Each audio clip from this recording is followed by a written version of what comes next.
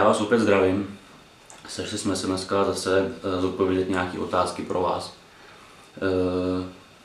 Otázky číslo 2. Je jich teda víc než minulé a píšete i dál, tak jsme zase něco jakoby vytiskli a vám odpoví, co půjde. Takže abych nezdržoval, půjdeme rovnou na to. Tak, první otázka. Martin Klouček. Chtěl bych se zeptat na to, jak Jirka zmiňuje, že každý jeho trénink dané partie je jiný. Jakým způsobem tedy trénink měnit po zabrání stagnace? Měnit kompletní cviky a opakování? Předem děkuji za odpověď, ať se vám daří, děkuji za skvělou torbu. Tak každý trénink opravdu jezdím jinak za těch, já nevím, 13-14 let, co trénuju. Tak ten trénink jsem nebyl jediný den stejný.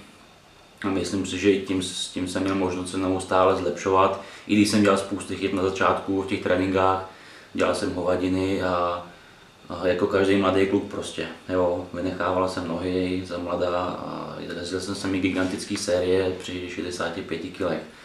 Takže každopádně k té tvý otázce.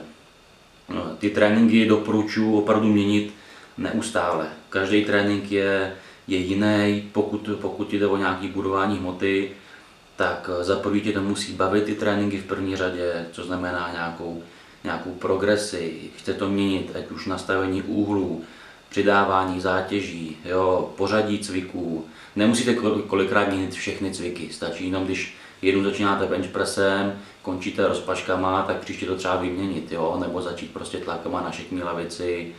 Prostě ten trénink ať vždycky začne trošičku jinak většinou, nebo aspoň ta prostřední část je jiná. Jo, změňte si počet opakování, jednou jděte silovější, jednou jako pumpovačku takovou, prostě ať ty svaly se musí neustále jakoby adaptovat na to zatížení, nesmíte nechat zvyknout si. A co se týče zabrání stagnace, je to dost rozporuplný, jsou trenéři, kteří tvrdí prostě, že stagnace je jenom mýtus velký.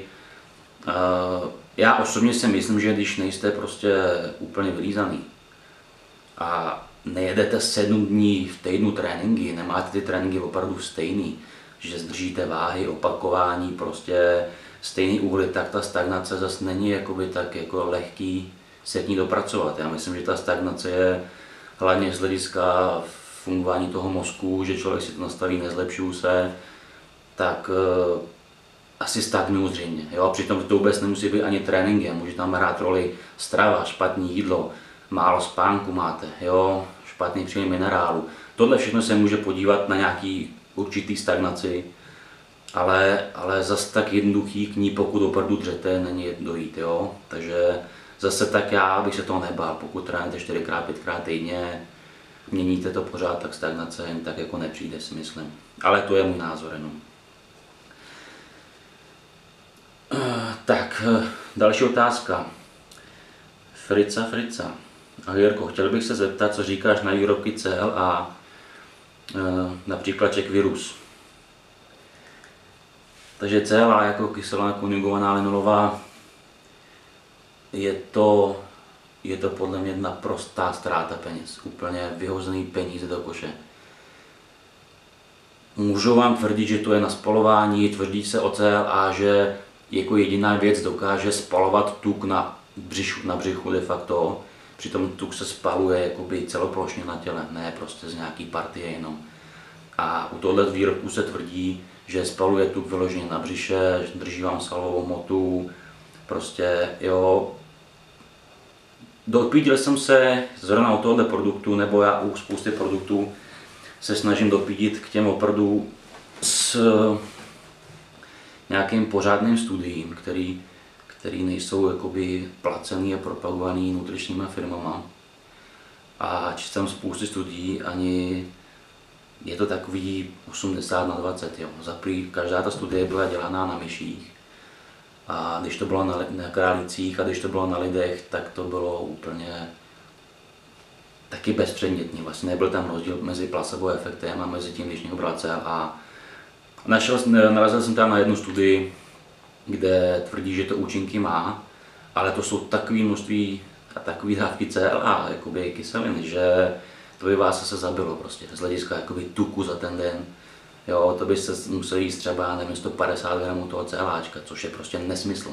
Za prvý byste to neměli a za druhý to úplně hovadina, takže pro mě zatím CLA tam není nic, co by dneska nebo za těch několik let byla jasná studie, která o tom vypovídá. Prostě CLA za mě rozhodně ne, vyhodíte peníze.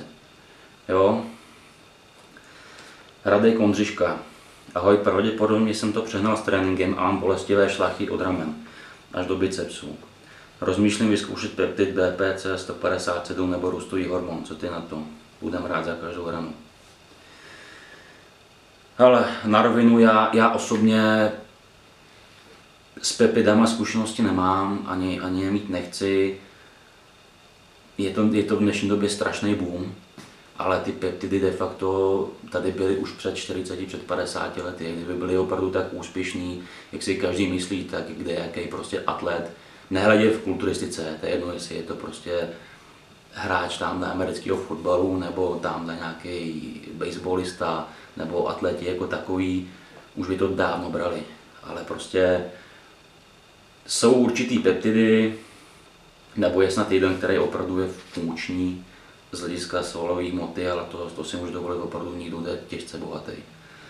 Ale co se týče jakoby vyzkoušet na šlachy, jsou jiné věci, určitě jako růstový hormon, ano, ten fungovat bude prostě. Lidi se snaží se peptidama obejít růstový hormon. Ve finále prostě těch peněz dáte skoro stejný jakoby počet. Jo, takže růstový hormon ti určitě pomůže, ale jako jestli potom sahat, to já ti teda doporučovat nemůžu, bohužel, a je to teda na tobě. Tak, další otázka. Michal Červeňák. Dobrý den, chtěl bych se zeptat. Cvičím 3 roky a po každém tréninku dávám gainer a do hodiny jídlo s obsahem 70 až 120 gramů sacharidů a 40 gramů bílkoviny. Trénuji všelijaké hodiny všelijaké asi chtěl napsat. Hodiny ráno, někdy večer i odpoledne. Mám dávat po tréninku protein plus ovoce nebo nechat ten gainer. Děkuji za odpověď, ať se daří. Všeobecně pro mě gainer je zase jeden z ústřelů, jak vydělat peníze. Jo?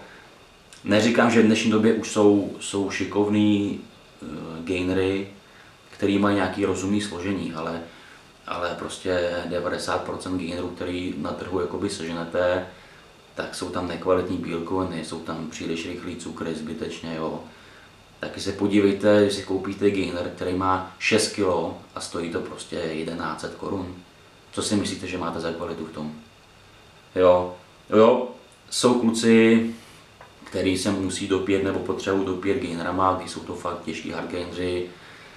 Jo, dělají to nějaký kulturisti mezi jídlem a se dopí gainerama, ale tam už jsou trošičku jiné látky a je to třeba z hlediska inzulínu prostě jenom. Takže za mě gainer jako takovej ne, ale dával bych tam prostě kvalitní protein po tréninku a k tomu si můžeš dávat klidně jakoby sacharidy. Za mě nejlepší sacharidy, které jsou, je cyklický dextrin. Jo, ani maltodextrin, ani dextroza nebo D-glukóza, to je jedno hrozný cukr, že jo. Tak tyhle věci já moc jako nedoporučuju. Třeba u mě to způsobí strašný hypoglykemie. Já tyhle cukry nemám rád a prostě cyklický dextrin je pro mě úplně na nejvyšším žebříčku z těch cukranatých věcí. Jo, rychle to projde žaludkem, nejste z toho těžký. Já osobně to piju při tréninku. Takže ten bych ti doporučil spíš než gainer jako takovej. A nebo teda kdyby si chtěl třeba, nevím, nechtěl si skupovat prostě ten cyklický dextrin, je docela drahej, můžeš si dávat klidně bílkovinu a ovoce po tréninku. Ale počkal bych s tou pevnou složkou, třeba vypít protein po tréninku hned a počkal bych 20-30 minut, než si dáš to jabko nebo banán nebo co chceš. Jako vyloženě špatně to není, takže je to spíš, co tobě bude sedět. Tak, Ondra Kubelka. Zajímala by mě pyramida suplementů od těch nejdůležitějších až po reklamní taháky, tak jestli bys to mohl nějak rozvést. Rozvést by jsem to mohl a chci, a proto budeme točit i krátký videa do nějakých 5-6 minut o jednotlivých prostě suplementech, který já preferuju a doporučuji lidem kolem sebe.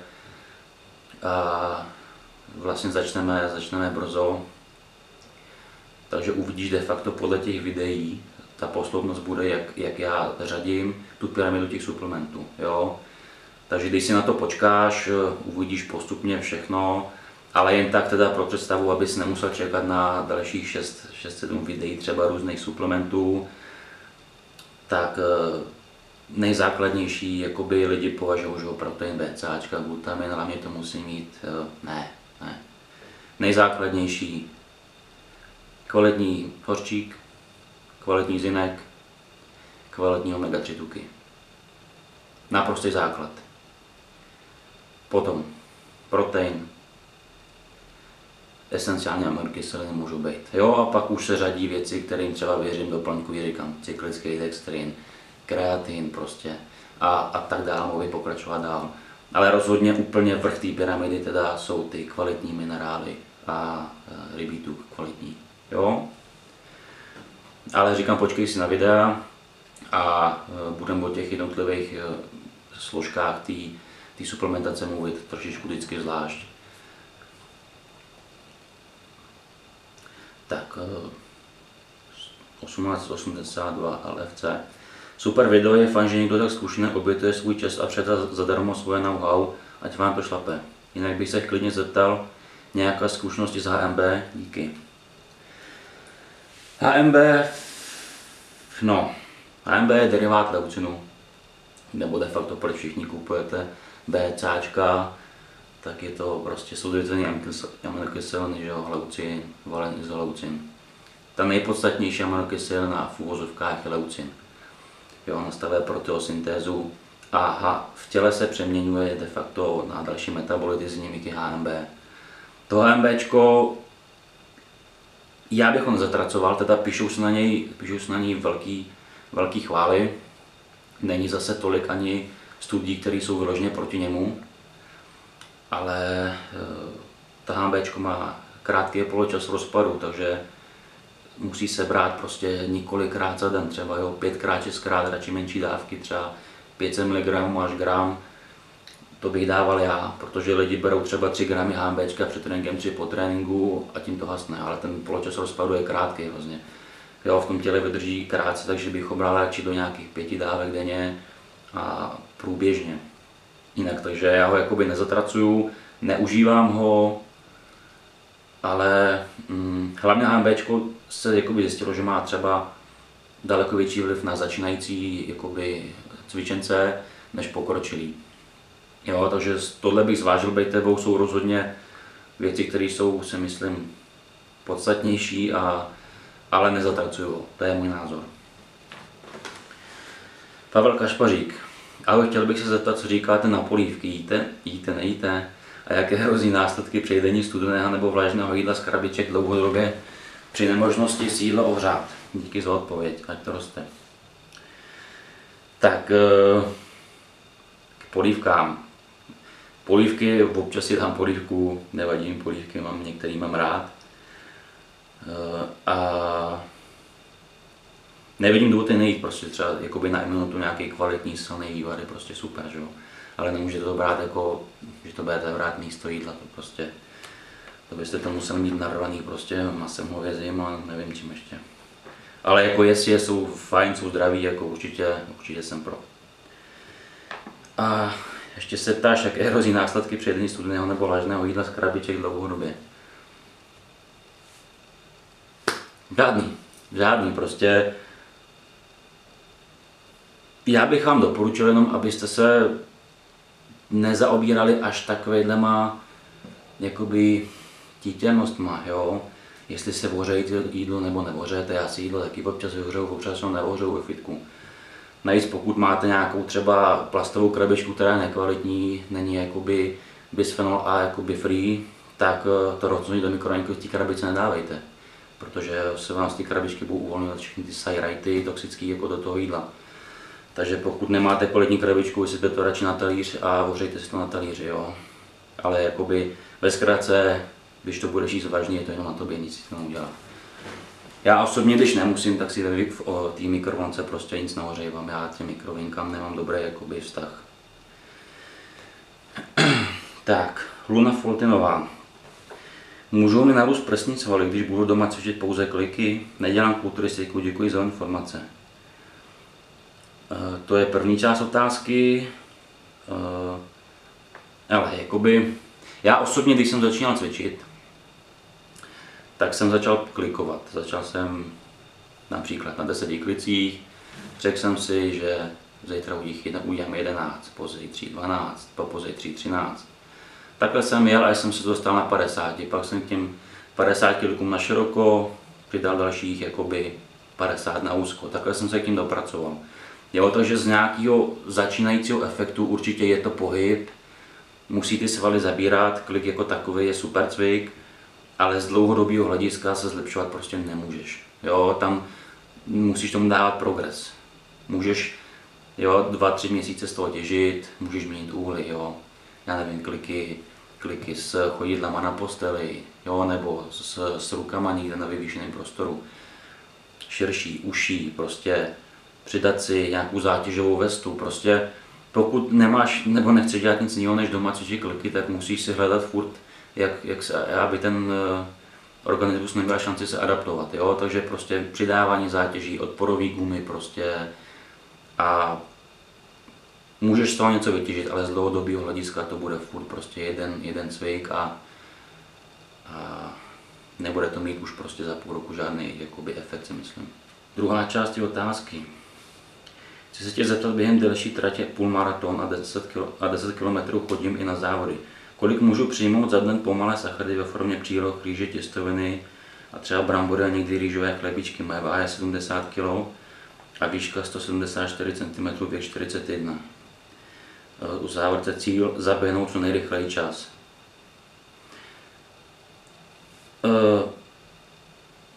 Úplně jako první věcí, já nejsem všeho ználek, je to asi jako, ty se mě tady ptáš na maraton a na běhání, je to asi jako já, kulturista, kdybych někoho učil hrát prostě, jak má hrát hokej. Já nejsem Jágr, nejsem prostě, já nechci tady působit tak, že všechno vím, všechno znám, prostě dělám svůj obor, na ten se zaměřuju a nemůžu radit prostě někomu, kdo chce dělat maraton. To prostě není můj obor a nebudu si hrát na to, že je prostě, jo, takže doporučoval bych ti zajít si za někým jakoby zkušeným, kdo se věnuje přímo tomuto oboru a ten ti pak může, jakoby, řeknu, jak zaběhnout co nejrychlejší čas prostě jakoby v tom maratonu. A co se týče těch sacharidů, to ti samozřejmě jakoby poradit můžu jenom částečně, jo, protože neznám tvůj metabolismus, nevidím, jak prostě vypadá rozpoložení tvýho těla, nevím, jak trénuješ, nevím, jestli tvýmu tělu sedí spíš rychlejší sacharidy nebo jako komplexnější. K tomu se člověk prostě musí jakoby dopracovat s tím klientem a zjistit to, jo.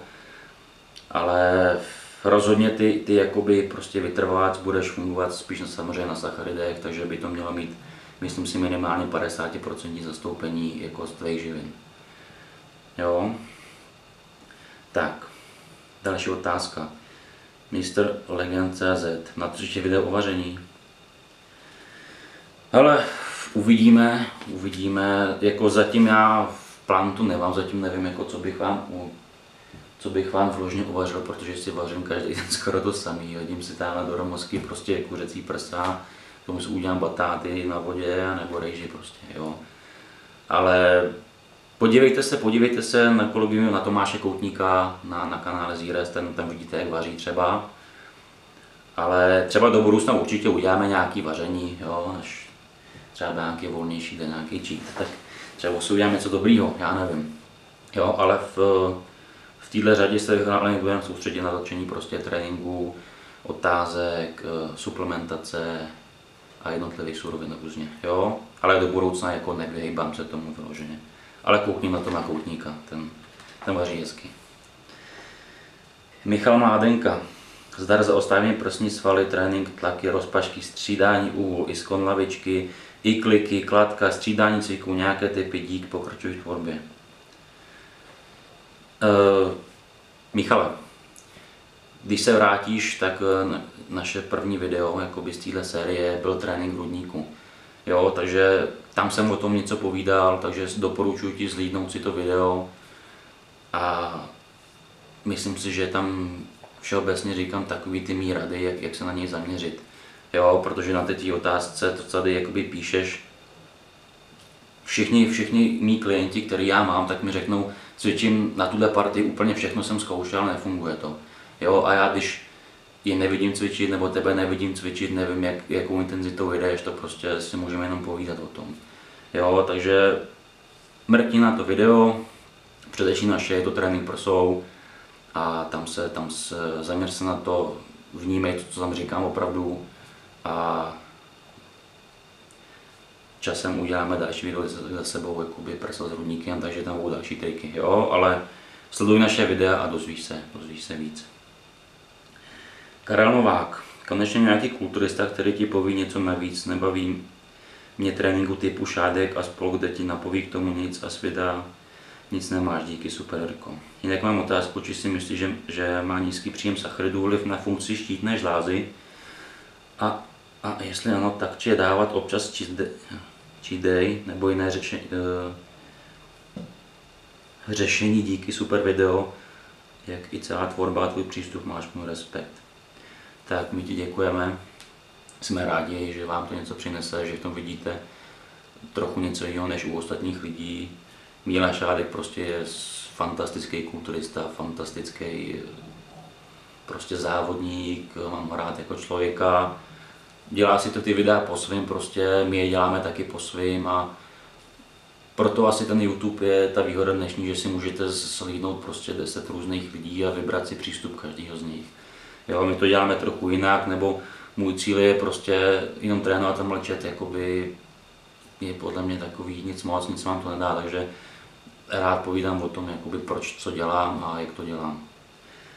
Ale teda druhá tvoje otázka je sacharidy a vliv na funkci štítné žlázy. Štítná žláza jakoby reguluje celý metabolismus, to znamená, že určitě to, když budeš mít nadmíru sacharidů dlouhodobě prostě, nebo přehánět s cukrama, tak ti to prostě narušíš funkci štítné žlázy, jo, to o tom žádná. Ale pokud si držíš samozřejmě, tak se tady, jestli dávat občas cheat day, nebo nějak něco zřešit, když z dlouhodobého hlediska bude držet příliš striktní, příliš tvrdou dietu, tak ten metabolismus nebo ta štítná žláza začne pomalinku jakoby ustalovat, zpomalovat, to dělá unavený. Čím víc budeš unavený, ta štítná žláza nebude produkovat hormony a bude opravdu zpomalená. Takže doporučuji určitě nějak to vždycky nastřelit, dát si nějaký cheat meal, jedno jídlo prostě večer, třeba jednou za týden, něco na co máš chuť. Pokud máš třeba nízký sacharidy, tak doporučuji jednou za týden je zvýšit aspoň na dvojnásobek, jo, trojnásobek.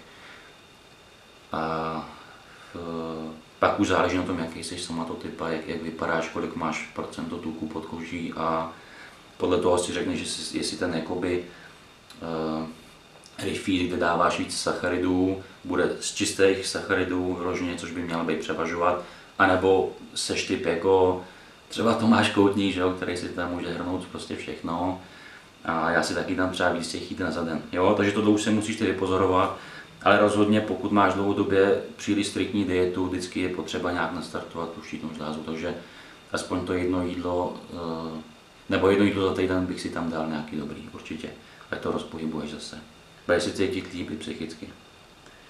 Jo, ono de facto u těch cheat mealů kolikrát nejde jen o to, že vám to až strašně nějak jako změní metabolismus, ono to neudělá. Ale ta psychika je tak silná, že vám to strašně pomůže usnadnit ty další dny prostě té diety a máte se de facto na co těšit, jo, a je to pro vás přijatelnější dieta. Tak, jdeme na další otázku. Josef Jiništa. Opět parádní video, mám otázku. Slyšel jsem o zinku, že má schopnost zvýšit testosteron. Je to pravda, nebo jak nejlépe navýšit testosteron přírodní cestou? Díky, ať se daří. Tak pro mě jakoby konečně zajímavá otázka, taková, jakoby, kterou lidi podceňují. Každopádně, co se týče zinku, jen tak ti to řeknu jakoby urychleně, údajně ano, má schopnost zvyšovat testosteron, jo, ale trošičku jinýma funkcemi prostě v těle, ale o zinku řeknu víc, vydrž si, budeme točit, teď naše první video bude vlastně o těchto minerálech nejvíc deficientních v těle, stopových prvcích, tak tam ti řeknu víc o tom zinku a takový ucelený jakoby názor na to, jo, takže si dívej a brzo to vyjde. A jak teda nejlépe navýšit testosteron přírodní cestou? Hele, tvrdý, silový tréninky, dobrá strava, nepřeháněj to se sacharidama, to jsou základy, dostatečně spát, jo. A pak můžeš si podat třeba jakoby adaptogenama, nějakýma látkama. Adaptogeny jsou super přírodní jakoby rostliny, jako je třeba, můžeš zkusit maku, jo.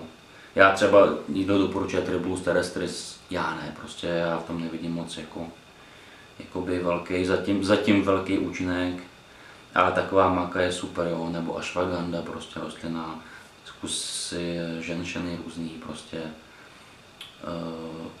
To jsou látky, které ti můžou pomoct zvýšit jakoby ten adaptační stres a nikdy ty látky ty nefungují jakoby přímo na zvýšení testosteronu. Lidi si myslí, že si koupím tadyhle Tribulus nebo koupím si maku a je to jako prostě, dej si píchnu testosteron.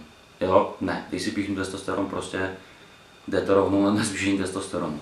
Tyhle látky fungují na adaptaci toho organismu, líp ti funguje prostě ten mechanismus toho těla, jo? A pak to obchází různýma cestama, zjednoduše řečeno, kde ti může zvýšit i ten testosteron tím, že cítíš líp, jo? Zvládáš lepší silový tréninky, víc si užiješ určitý živiny a máš jakoby dobrou imunitu.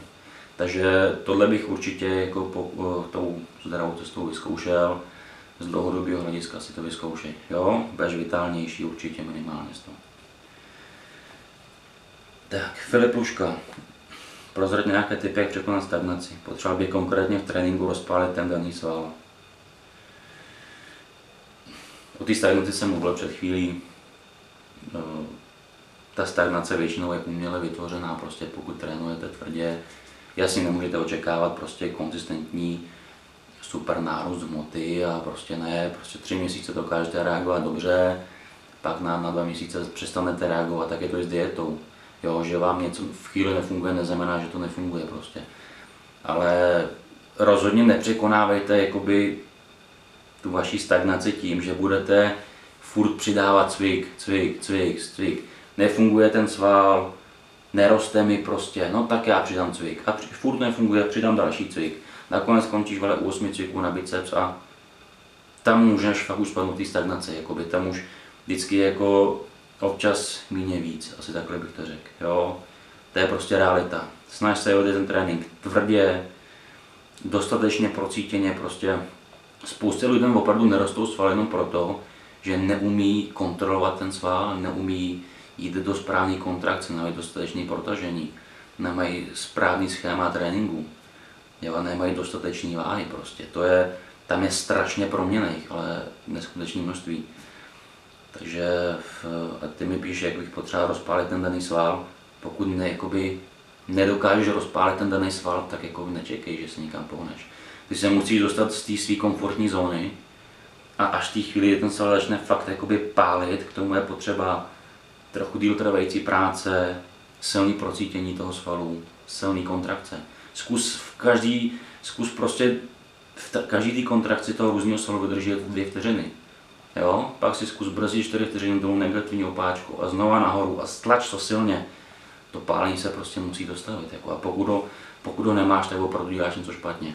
Jo? Protože sval, který ti nepálí, to znamená, že ten laktát tam není dostatečný, ten odpad té práce toho svalu tam není, tak asi netrénuješ dostatečně tvrdě. Jo?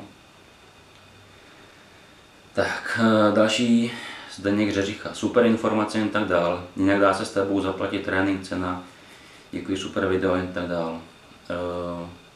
Hele, tréninky se mnou jdou, napiš mi na Jiří Vacek BB, na můj soukromý profil, anebo mám Jiří Vacek BB Atlet jakoby fanpage, klidně mi tam napiš zprávu a můžeme se na něčem dohodnout. Jo? Eva K.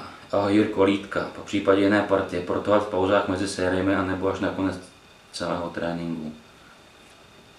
Evo, jestli jsi koukala jako na poslední video, kdy jsme měli trénink lítek a ramen, tam jsem o těch lejtkách řekl spoustu a když se na to pozorně podíváš, vidíš, že se protahují mezi každýma sériema toho lejtka, jo. Takže kolikrát, když se fakt budete pozorně sledovat ty videa, tak tam tyhle věci všechny uvidíte, na který se vás spousta ptá. Takže určitě doporučuji u těch lejtek, nebo i u ostatních partí, když ten sval se trochu prokrví, už protahujte to, jo, dejte sérii, protáhněte ten sval pořádně, pak další sérii a pak po skončení znova trochu díl to protahujte, jo. Druhá otázka Evy. Ahoj Jirko, zajímalo by mě, kolik cviků na partii doporučuješ, aby se kvalitně odcvičil a podpořila k růstu. Trochu tápu, jestli stačí k růstu ku příkladu na biceps jen 2 cviky na vnější a vnitřní stranu, takzvaně jeden cvik na vnitřní, 4x série po 8 až 12 opakováních, jeden cvik na vnější ve stejném systému, anebo dát spíš 4 cviky, 2 na vnější a 2 na vnitřní, jakožto čím více, tím lépe. A jak je to s většími partiemi nohy, záda, řekněme i zadek, hamstringy asi jedním cvikem neodcvičím, to je mi jasné. A jaké cviky jsou vhodné pro důkladné komplexní procvičení těchto větších partií. Možná by byla fajn i videa na to téma, jakými cviky komplexně odcvičit nohy, prsa, ramena, zadek v jednom tréninku, jelikož tápu, jestli necvičím dva cviky na ten stejný sval, a přitom si myslím, že cvičím rozdílné svaly partie. Děkuji, dávám odběr, doufám, že vás to bude YouTube dlouho bavit. No, to je dlouhá otázka. Když ji jakoby rozvinu u tebe, jako u holky, nepotřebuješ tolik jako cviků na biceps. Jakoby opravdu růstový potenciál čistých svalů u ženy je minimální. Strašně těžké, jo, všichni se bojíte, že nám narostou jakoby svaly, ale prostě aby ženská měla opravdu nárůst čistých svalů, tak musí neuvěřitelným způsobem dřít. Jo. Ty holky, které závodí, prostě makají, k tomu musíš mít opravdu ještě nějaký hodně velký genetický talent, zvlášť u tebe jako u ženský. Jo, ale rozhodně u tebe jako holka biceps 20 kg bohatě stačí. Jo, a dal bych tam prostě jeden cvik prostě nějaký celkově na biceps a pak celkově na brachialis, jakoby on na hluboký sval pažní. To znamená, začni si třeba s jednoručkama na levici prostě hezky a pak dej nějaký cvik, kde máš prostě kladivový úchop nebo nadmat nějaký, jo, ať jdeš předloktí a brachialis. Dej dostatečný váhy, prostě drž se kolem těch 10 opakování, 8-10 opakování, kontroluj tu váhu a každopádně celkově u těch malých partií se dělá méně cviků, třeba někdo doporučuje 3 cviky i u chlapa, 3 cviky na biceps, na triceps, jo, u třeba prsou, ramen, zad, 4 cviky, u zad někdo dělá 6 cviků, jo, někdo 4. Každopádně u velkých partií, jako jsou prostě kvadricepsy, záda, prsa, tak minimálně ty 4 cviky by dělal. U chlapa. Ty jako ženská opět prsa nevybuduješ, není to tvůj cíl ani budovat tolik prsa, stačí ti nějak lehce sklon, prostě dát si 1-2 cviky na prsa, jo. Lehký sklon třeba s jednoručkama navrch prsou a nějaké rozpažování prostě, ať jdeš z různých úhlů. K tomu hamstringu, rozhodně hamstring je velká partie, už jsem to řekl několikrát, lidi by byli schopni cvičit prostě 6 cviků na malinký biceps, ale na hamstring, který se ti line po celý dílce jakoby zadního stehna, udělá jedno zakopávání a jdou domů. To prostě jako neprocvičíš. Takže soustřeď se na to ty jako ženská. Hamstring, zadek, per to tam, zákupy prostě v leže, zákupy v sedě, zákupy jednou nohou ve stoje, rumunský mrtvý tahy, jo, variace, prostě různý glute ham raises, prostě dej si aspoň 3 cviky na ty hamstringy, ať to pěkně propracuješ. Na stehna to samý 4-5 cviků, klidně ženská, jo.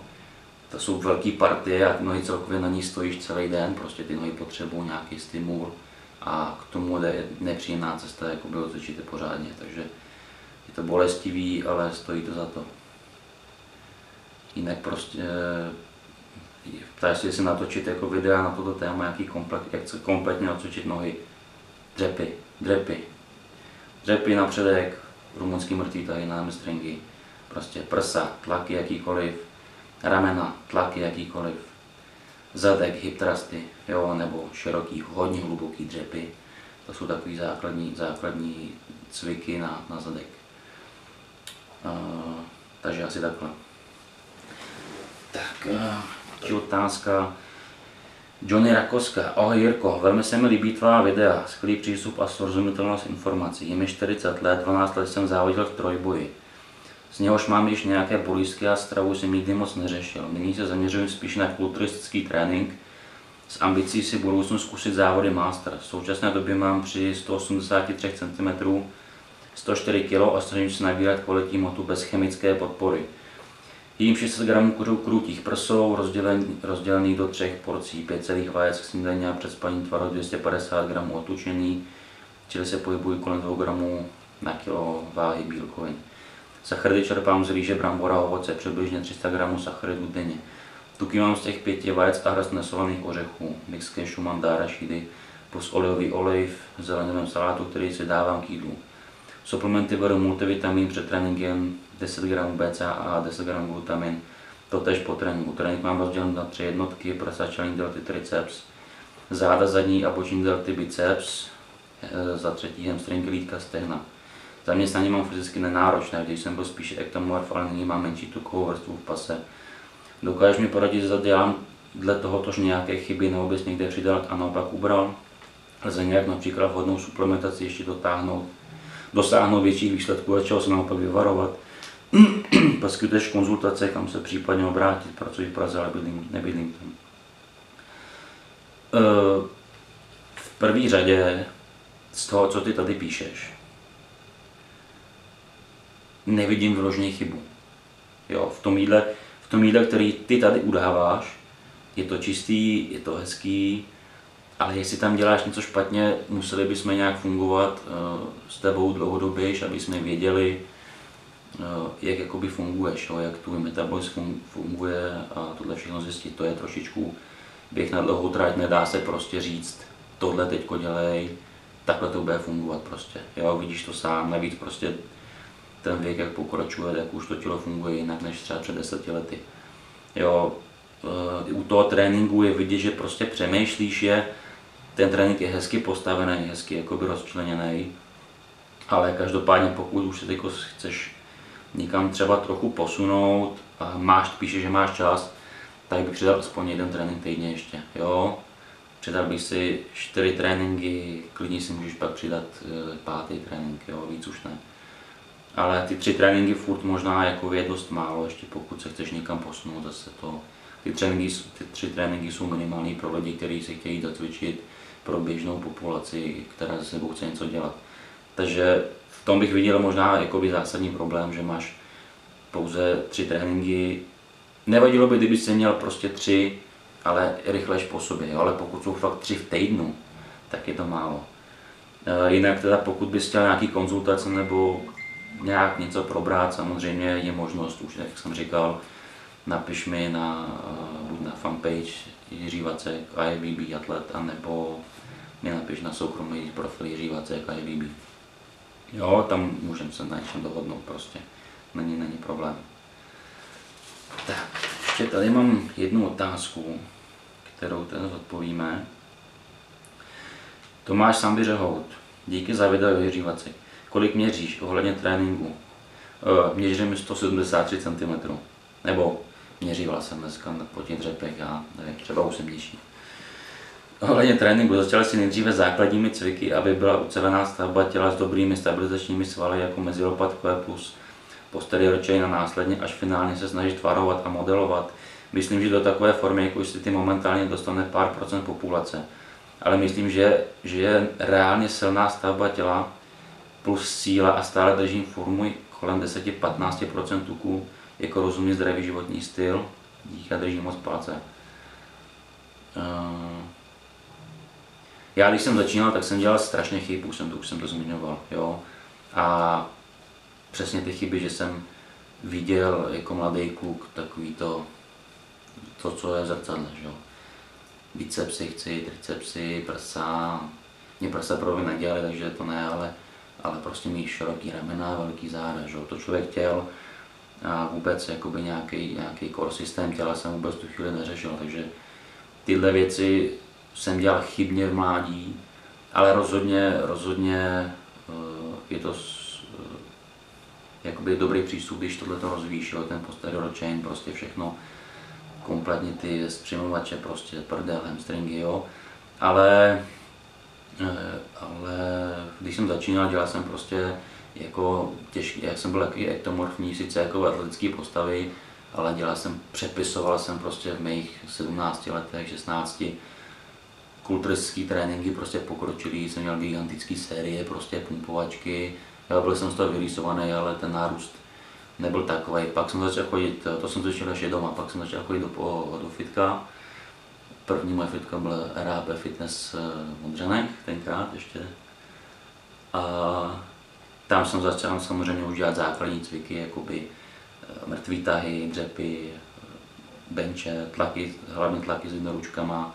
Jo, takže tam jsem začal ty základní cviky dělat. Rozhodně prostě základní cviky jsou základ a jsou to topové cviky. Jakoby, pokud máte ty možnosti, nejste zranění, jakoby nevyhybejte se jim. Jo. Ta masa svalů základní je potřeba si vybudovat. Neříkám, že stroje nemají svý místo, nebo kladky určitě mají, ale vždycky by v tom tréninku měly být ty základní prostě těžké cviky. Bez nich prostě jakoby, pokud nejste extra genetický talent, jako tadyhle Phil Heath, který je schopný se podívat na činku a nafouknout svým ruce, že? To prostě ten kluk vypadal jako kulturista, prostě žral basketbal už. Ale jinak pokud chcete fakt jako nový svaly, masu svalů, tak potřebujete základní cviky. Jo, bez toho to nejde. To, že já dneska je dělám v různých jiných kombinacích, už si to můžu dovolit prostě při mý vejšce, mám prostě mimo sezonu 108 kg, 110 kg, kvalitní při 12% tuku třeba, jo, ale takže pro mě už já ty svaly jakoby budovat nový, pomalejš, ale zkvalitňovat ty, co mám. Ale rozhodně třeba jako základní cviky jim se nevyhýbám, pokud nejsem zraněný zrovna a jsem velký zastánce, miluju dřepy a miluju benče třeba. Nedělám už mrtvý tahy, který mi nikdy nic nepřinesli, prostě mému tělu nikdy nic nedali a dělat je nebudu, protože jsem akorát byl zraněný. Jo, takže já dneska mě stačí dělat s 60 kg mrtvý tahy, v tréninku super, ale druhý den cítím prostě bedra. Takže to pro mě moc už nemá význam. Ještě se tady ptáš, jestli je reálně silná stavba těla posílá stále držet formy kolem 10% 15 tuků. Ale za mě chlap by nikdy neměl přesáhnout 15% tuku mimo sezónu. Ať jste závodník nebo obyčejný člověk, prostě obyčejný zdravý člověk má mít do 12% tuku. To je takový množství tuku v těle, přičem jste hodně silný. Jste daleko silnější, když máte nějakých 18-20% tuku. Jo? Prostě, když se podíváte, spoustu dnešních jakoby nejsilnějších lidí, ať je to Jirka Kadlčík, jo? Nebo jsou to prostě jiní kluci, který já znám, vypadají kulturisti, prostě, jsou to kteří nedělají kulturistiku, ale neskutečný silový rozvoj. Mají maximálně do 10% tuku a mají sílu jakoby prostě. Lidi si myslí, že když chcete zvedat jakoby rance, potřebujete mít vrstvu, prostě musí nějakýhle bachor pořádnej, ty vole. Ne, jako ne, nebude fungovat, ty svaly nebudou růst. Ty svaly, když máte na 15% tuku, ty svaly už hrozně obtížně rostou, to si uvědomte. Jo, ty hormony, vůbec inzulinová senzitivita, všechno je špatně, anabolismus jakoby je hrozně ochuzený, takže držte se celoročně maximálně do 12% tuku. Je to zdravá cesta, máte furt mít vidět jakoby lehký nákres prostě břišních svalů. Jo, k tomu se dopracujte a až se k tomu dopracujete, na tom se držte, nechoďte přes to. Jo, takže to pro dnešek všechno asi. Budeme se snažit zase ty otázky další, které budete posílat, co nejdřív natočit, reagujete poměrně dost rychle, my hodíme tam video, napíšete, což je super, nás to těší samozřejmě, že si to nachází stále víc lidí. Takže se budeme snažit vás odpovídat vždycky maximálně třeba do těch 14 dnů ty otázky. Jo? Do toho se ale můžete samozřejmě těšit na jiné videa, jakože tréninkový a suplementační a tak.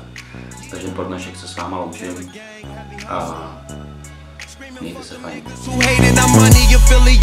Speculating me land, it must have got me mistaken with lame niggas. Know you gon' get high as fuck as long as the plane's with ya. Left that major situation alone and became richer. People talking down, but see me, I'm the same nigga. Leave your bitch around, we gon' drink the champagne with her. He don't touch the ground, see a cloud with my name in it.